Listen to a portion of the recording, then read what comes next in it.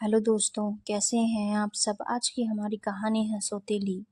घर के दरवाजे पर ही ठिठक गई थी राधा जब उसके कानों में अपनी माँ की आवाज गूंजी। बिना बात ये लड़की उस दिन लड़के वालों के सामने आ गई और वो मेघा की जगह उसे पसंद कर गई। कितनी मुश्किल से एक अच्छा रिश्ता हाथ आया था और इस लड़की ने सब गुड़ गोबर कर दिया।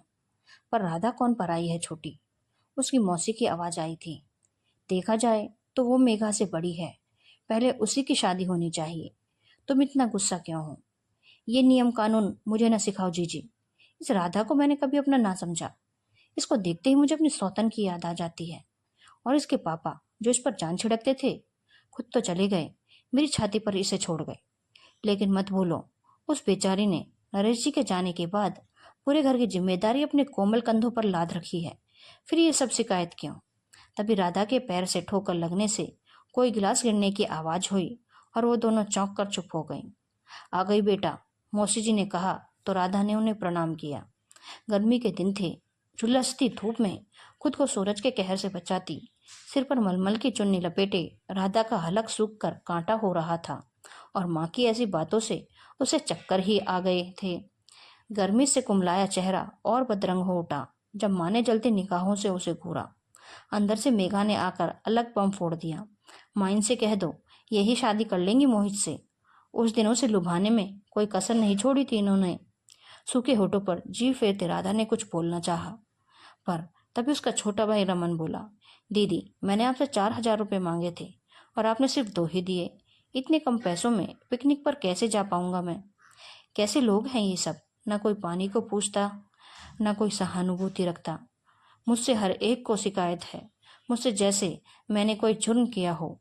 पिछले ही वर्ष जब मेरे लिए शादी का प्रस्ताव आया था तो माँ ने ये कहकर कि अभी क्या जल्दी है शादी की, उस रिश्ते से इनकार कर दिया था। और आज मेघा के लिए आए लड़के वाले मुझे पसंद कर गए तो लाल पीली हो रही हैं। माँ आप उन्हें मना कर दें, अगर वो मेरे लिए कह रहे हैं। अब उन्होंने मुझे पसंद किया तो इसमें मेरी क्या खता? आप ही बताओ मौसी जी। राधा ने मौसी जी की तरफ देखते हुए कहा। सही तो कह रही है बेचारी, मौसी जी ने उसका पक्ष लिया। बस आपको भी ये ही सही लगती है, बड़ी चालाक है ये, सबके सामने भोली बनी रहती है। जैसे उस दिन लड़के वालों के सामने भाग भाग कर सब काम कर रही थी। मैं क्या समझती नहीं कि ये ऐसा क्यों कर रही थी? राधा डबडबाई आंखों से कमरे में जाकर बिस्तर पर ढेर हो गई। सामने उसकी माँ और पिता की तस्वीर लगी थी। वो फूट फूट कर रो पड़ी। पिताजी, कैसा वादा लेकर चले गए मुझसे आप? जब ये लोग मुझे अपना ही नहीं समझते तो मैं कब तक इस बोझ भरी जिंदगी को जीती रहूं?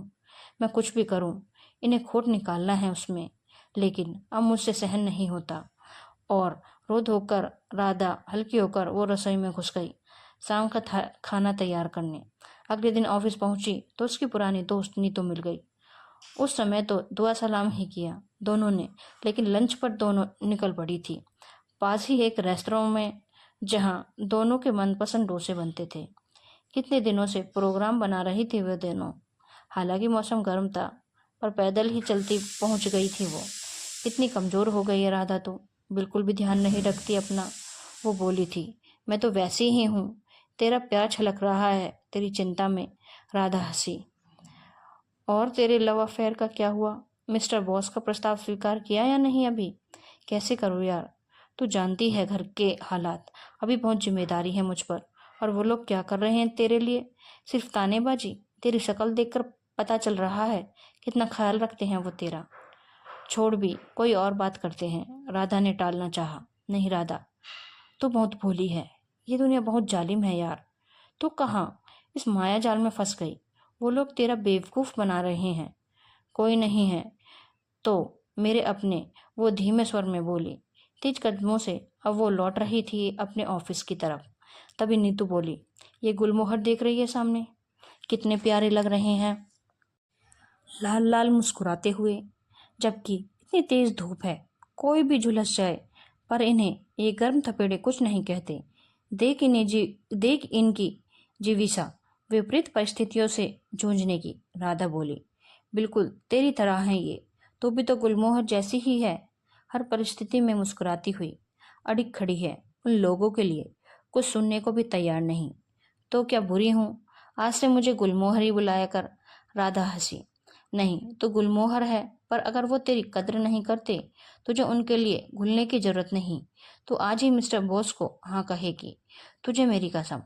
लेकिन माँ, मेघा और कहीं नहीं भागे जा रहे हैं वो सब, बल्कि तेरी ज्यादा इज्जत करेंगे। कह देना अपनी माँ से कि मोहित की शादी मेघा से ही करवा दे, अगर करा सकती हैं तो। तू मिस्टर बोस से शादी कर, उस घर को छोड़ दे। बहुत कर चुकी हूं उन सब के लिए, परंतु ये क्या नीति संगत होगा? राधा हकला रही थी।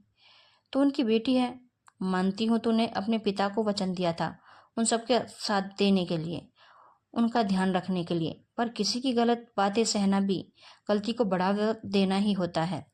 राधा सोच, वो माँ होकर अपना फर्ज नहीं निभा रही तो तू कब तक उनकी फर्मदार बेटी बनी रहेगी? ना तेरे छोटे बहन भाई तेरी कोई इज्जत करते, फिर तो अपना घर ही तो बसा रही है। उनकी सहायता बाद में भी कर सकती है, वैसे ही जैसे आज कर रही है। मिस्टर बॉस बहुत सुलझे हुए हैं। राधा सोच में पड़ गई। ज्यादा मत सोच और आज ही ये शुभ अवसर अपना ले। कल को वो भी कहीं हाथ से निकल जाएं। सुनहरे रिश्ते और प्यार करने वाले तकदीर से मिलते हैं राधा। देखना फिर ये घर वाले भी तेरी कद्र करने लगेंगे। मेघा ने समझाया तो राधा को उसकी बात समझ में आ गई और मेघा ने समझाया तो राधा को उसकी बात में वजन नजर आया। कभी बहुत छोटी थी तो उसकी माँ कहा करती थी उससे, ये जिंदगी एक नाटक है और यहाँ हम सब कलाकार हैं। पर्दा उठता है, हम अपना किरदार निभाते हैं। भगवान निर्देशक है, वो जैसा कहते हैं करते जाओ, बस इस माया जाल में फंसना नहीं है किसी को। तुम तो फूल हो, खिलकर मुस्कुरा कर रहो, अपनी सुगंध बिखेरो और काम खत्म। फिर वो तो गुलमोहर के फूल जैसे हैं, जैसा नीतू कहती है। राधा मुस्कुराई थी दिल में। क्या सच में मैं गुलमोहर हूँ, जो भले ही घने जंगल में खिले या शमशान घाट में, जहाँ प्रचंड सूरज की किरणें सबको झुलसा रही हैं, मुझे कोई फर्क नहीं पड़ता। मैं तो तब भी खिल रही हूँ, मुस्कुरा रही हूँ, दमक रही हूँ।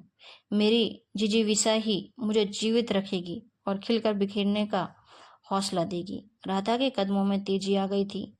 आज वो अपने दिल की बात मिस्टर बॉस यानी अपने प्यार विशाल को बतला ही देगी, जो कब से उसके एक हाँ के इंतजार में कुआरा बैठा था। धन्यवाद दोस्तों। अगर आपको कहानी अच्छी लगी हो तो चैनल को लाइक, शेयर और सब्सक्राइब करना ना भूलें।